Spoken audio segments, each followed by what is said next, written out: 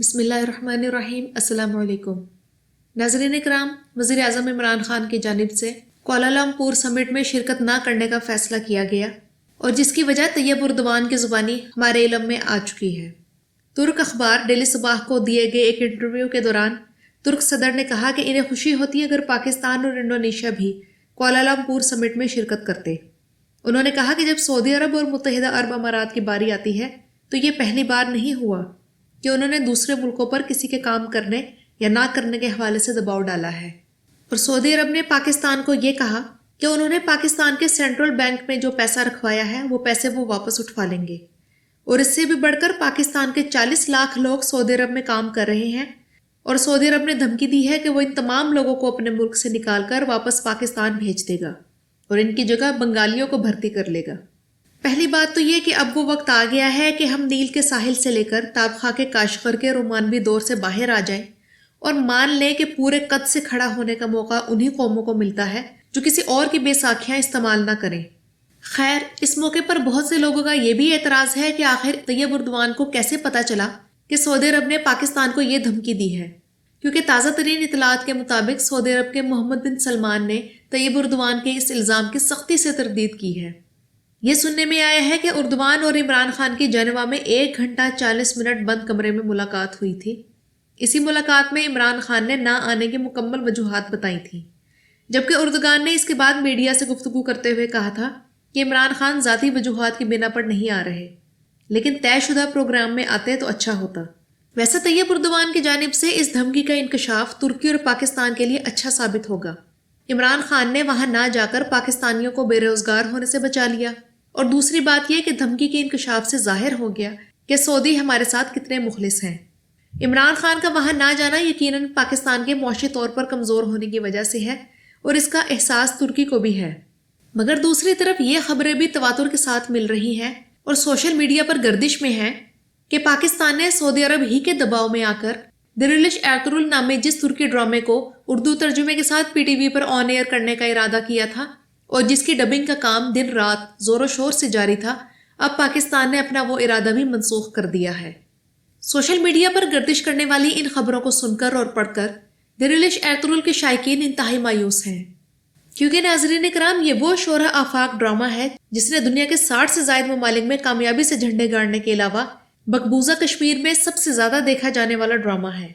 جی ہاں، یہ سچ ہے کہ مقبوضہ کشمیر میں دریلش ایرترول کو انٹرنیٹ اور کیبل کی پابندی کے باوجود بہت زیادہ دیکھا جاتا ہے۔ بھارتی ویب سائٹ دی پرنٹ کے مطابق اگرچہ بھارتی حکومت نے مقبوضہ کشمیر میں انٹرنیٹ پر پابندی عائد کر رکھی ہے اور وادی میں کیبل پر پاکستان، ترکی اور ایران میں بنائے جانے والے ڈراموں اور فلموں سمیت دوسرے مواد کو دکھانے پر پابندی عائد ہے، لیکن اس سب کے باوجود ترکی کا ڈرامہ دریلش ایرترول وہاں سب سے زیادہ دیکھا جا رہا ہے۔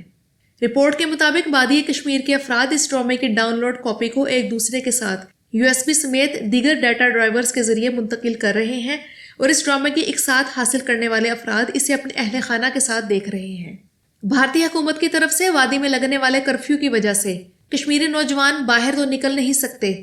اس لیے وادی کے نوجوان لڑکے اب باہر جا کر کرکٹ کھیلنے یا دوستوں کے ساتھ بیٹھنے کے بجائے مل کر اس ڈرامے کو دیکھنے کو ترجیح دیتے ہیں اور اپنی اسلامی تاریخ اور فتوحات پر بحث کرتے ہیں۔ ناظرین کرام، پی ٹی وی پر دریلش ایرترول کے ڈرامے کو ٹیلی کاسٹ ہونے کی خبر سن کر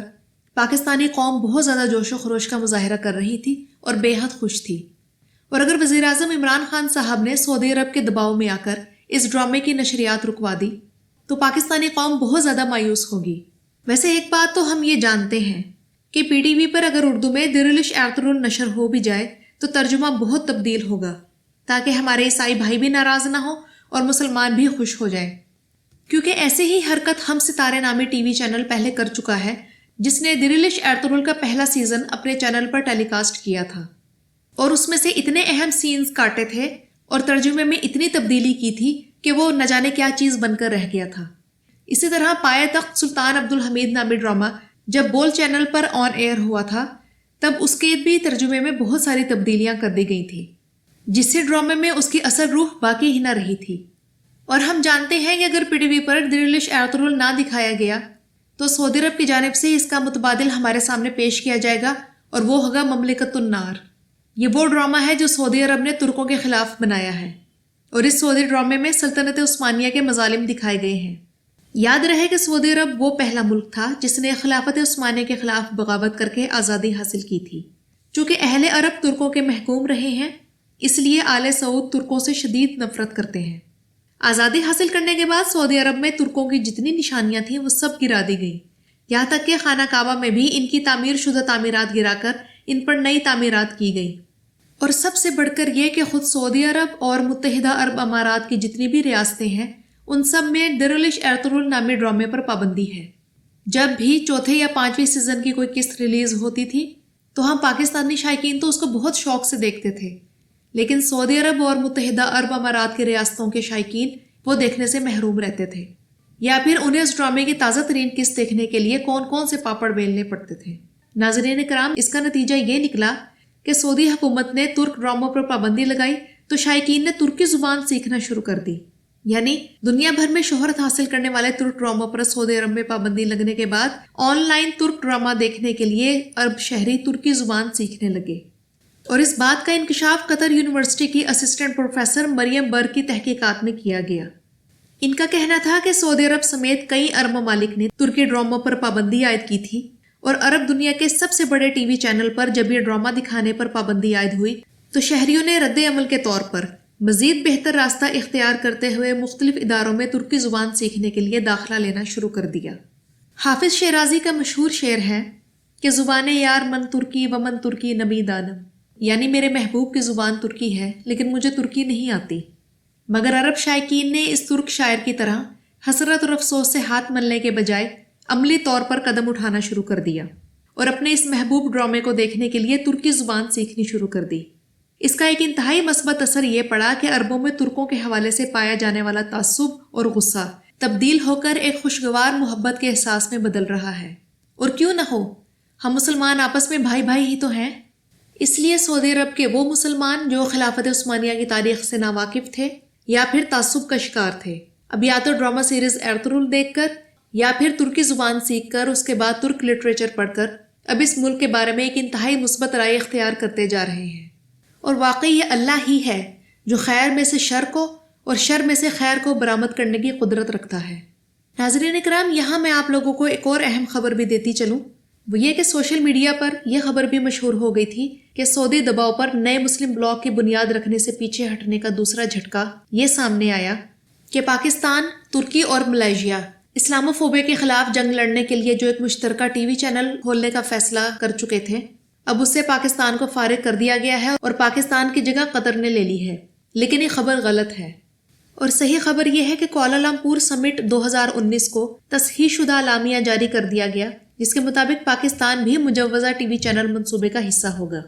سمٹ کے ابتدائی اعلامیے میں پاکستان کا ذکر کیے بغیر لکھا گیا تھا، مگر اس ٹی وی چینل منصوبے میں پاکستان کے علاوہ ملائیشیا، ترکی اور قطر بھی شامل ہوں گے۔ ناظرین اکرام، جس طرح سابق سعودی سفارتکار جمال خشوگی، جسے سعودی انٹیلیجنس نے قتل کر دیا تھا، اس معاملے کا بھانڈا بھی ترک انٹیلیجنس نے ہی پھوڑا تھا، جو کہ سعودی سفارت خانے کے اندر کی ریکارڈنگ لے کر آ گئے تھے۔ اسی طرح محمد بن سلمان کی بلیک میلنگ کا بھانڈا بھی اردوان نے پوری دنیا میں پھوڑ دیا ہے۔ مگر سوال یہ ہے کہ کیا بلیک میلنگ سے دو ممالک کے درمیان برادرانہ اور لمبے عرصے تک تعلقات قائم رہ سکتے ہیں؟ اور کیا پاکستان کے فیصلے بلیک میلنگ اور بیرونی ڈکٹیشن پر ہی طے کیے جائیں گے؟ اس سے پہلے بھی سعودی عرب نے ہمیں یمن جنگ میں دھکیلنے کی کوشش کی تھی، لیکن نواز شریف نے تب بڑی حکمت اور فراست سے کام لے کے معاملہ پارلیمنٹ پر ڈال دیا تھا۔ تو کیا یہی حکمت عملی اب کی بار بھی اپنائی نہیں جا سکتی تھی؟ کیونکہ اب کی دفعہ تو دنیا پر یہ واضح ہو چکا ہے کہ بطور ریاست ہماری پالیسیز خوف اور بلیک میلنگ کے تابع ہی بنے گی۔ تو کیا اب ہمیں دنیا اس طرح ڈیل کیا کرے گی؟ اردوان کے بیان نے حکومت پاکستان کی اس کانفرنس میں شریک نہ ہونے کے فیصلے کو درست ثابت کیا ہے، کیونکہ ہمیں سعودی اور ترکش گروہ بندی میں فریق نہیں بننا چاہیے۔ لیکن میری گزارش صرف یہ ہے کہ معاملے کو اس طرح سے نہیں ہینڈل کیا جانا چاہیے تھا جس طرح سے کیا گیا۔ اس سے صرف ہماری کمزوری دنیا پر واضح ہوئی ہے۔